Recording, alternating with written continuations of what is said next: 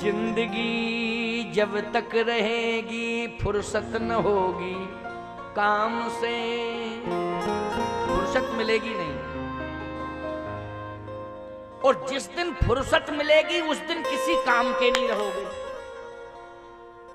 ये भी एक समस्या है साहब। जिस दिन पूरी तरह से फुर्सत मिल जाएगी उस दिन किसी काम के नहीं रहोगे। एक गांव में एक संत कथा कह रहे थे। कथा 9 दिन तक चली, 9 दिवसीय सत्संग था। पूरे गांव के लोग इकट्ठे हुए, आसपास के ग्रामों से भी लोग इकट्ठे हुए। लेकिन प्यारे, उस गांव का जो सबसे बड़ा आदमी था, सेठ, वो नहीं आया। महात्मा जी ने कहा कि एक ही गांव के नहीं, सैकड़ों गांवों के लोग इकट्ठे हुए हैं, लेकिन एक व्यक्ति जो मुखिया है गांव का, वो नहीं आया। अरे भाई, एक दिन तो उसे आना ही चाहिए था। क्या गांव वालों ने कहा नहीं? गांव वालों ने कहा रोज कहते थे, लेकिन एक ही बात कहते थे बड़ी विनम्रता में, वो कि फुर्सत नहीं है, फुर्सत नहीं है। महात्मा जी ने कहा जाओ उनसे कह देना कि हमने 4 दिन का सत्संग और बढ़ा दिया है।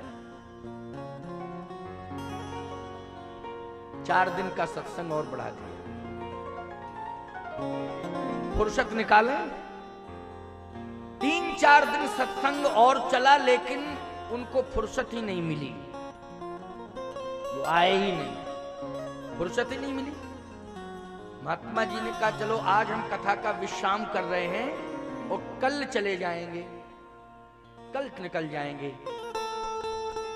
सेठ को फुर्सत ही नहीं मिल रही। प्यारे, सेठ की उम्र ज्यादा थी, लगभग 80-82 वर्ष, लेकिन स्वस्थ थे, चलते फिरते थे, बिजनेस व्यापार भी देखते थे। जबकि इस अवस्था में ये सब जिम्मेदारियां नहीं लेना चाहिए, लेकिन फुर्सत नहीं मिल रही थी। व्यस्त थे 84 साल में भी। प्यारे, जिंदगी की शाम कब हो जाए क्या कोई गारंटी है? जिंदगी की शाम कब हो जाए ये गारंटी नहीं है। कल का सत्संग भी मेरे द्वारा तब हो पाएगा जब चंद्रहुआ सरकार डॉक्टर हनुमान जी की कृपा रहेगी तब। इनकी बिना कृपा के, इनकी कृपा रहेगी तभी मैं यहां बैठ पाऊंगा और कथा कह पाऊंगा। और जब तक इनकी कृपा रहेगी तब तक सत्संग करता रहूंगा। अपने स्वास्थ्य के बल पर नहीं, अपनी व्यवस्थाओं के बल पर नहीं, अपने विवेक के बल पर नहीं, हनुमान जी के बल पर, डॉक्टर हनुमान जी के बल पर।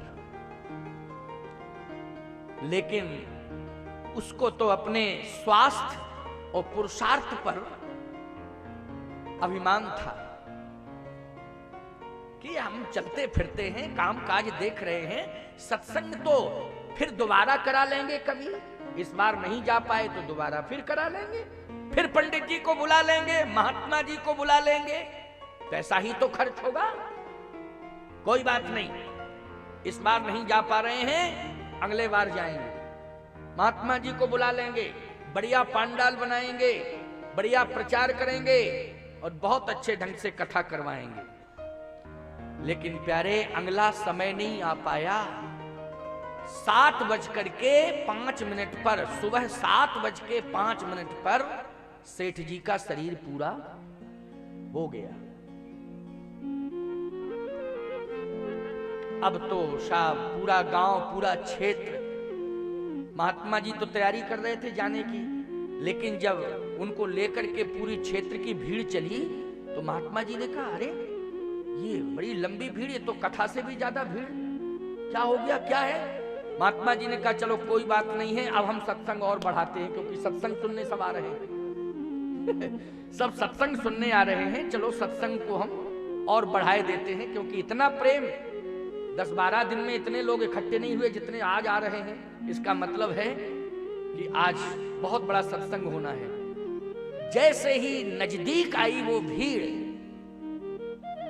तो पीछे वाले कह रहे थे राम नाम सत्य है, राम नाम सत्य है। ओ महात्मा जी ने कहा लेकिन आगे कौन आ रहा है जो बोल ही नहीं रहा है? ये बड़ा मूर्ख है, इसको भी बोलना चाहिए राम नाम, लेकिन ये कैसा अकड़ा मकड़ा पड़ा है। ओ महात्मा जी ने कहा अच्छा अच्छा। पास में आए, महात्मा जी ने रोका, यात्रा को रोका, रुको रुको रुको रुको। लोगों ने कहा महात्मा सिद्ध है, शायद कोई मंत्र ऐसा कान में फूकेगा सेठ के कि सेठ के प्राण वापस आ जाएंगे और पूरे गांव में नहीं पूरे क्षेत्र में प्रसन्नता छा जाएगी कि ऐसे महापुरुष आए, ऐसे महात्मा आए कि प्राण चले गए थे लेकिन मंत्र ने प्राण पुनः वापस कर दिए। ऐसा प्रभाव महात्मा का। महात्मा जी ने कहा रुको रुको रुको। बच्चों ने चरण पकड़ लिए, महाराज पिताजी के प्राण वापस आ जाएं तो पूरा व्यवसाय आपके चरणों में समर्पित कर दूंगा। कहो वृंदावन में मंदिर बनवाओ, चित्रकूट में बनवाओ, जहां कहो तहां, बद्रीनाथ में, आप आदेश तो करें, बस पिताजी के प्राण आ जाएं, पूरी संपत्ति आपके चरणों में। महात्मा जी बोले पहले नीचे रखो इनको। नीचे रख दिया गया। महात्मा जी काम से लग गए। आधा घंटा हो गया। लोगों ने कहा अगर कुछ हो रहा हो तब तो ठीक है, नहीं समय खराब मत करिए। समय खराब करने की जरूरत नहीं है। न सेठ जी हिल रहे हैं, न डुल रहे हैं, न बोल रहे हैं, और आप काम से लगे हुए हैं। कुछ परिवर्तन हो नहीं रहा है। क्या कर रहे हैं आप? आधा घंटा हो गया। महात्मा जी बोले 11-12 दिन तक कथा कही, इन्हें फुर्सत नहीं मिली, आज इन्हें फुर्सत मिली, कथा सुना रहे हैं। आज इन्हें फुर्सत मिली है इसलिए आज कथा सुना रहे हैं इनको। ये कथा सुन ले, आज तो मिल गई इन्हें फुर्सत। बोलो ऐसी फुर्सत किस काम की? बोलो किसी काम की है क्या ऐसी फुर्सत? इसलिए चाहे जितने व्यस्त तुम क्यों ना हो, कथा के लिए फुर्सत निकालो, हनुमान जी के दर्शन के लिए फुर्सत निकालो। फुर्सत निकालनी पड़ेगी।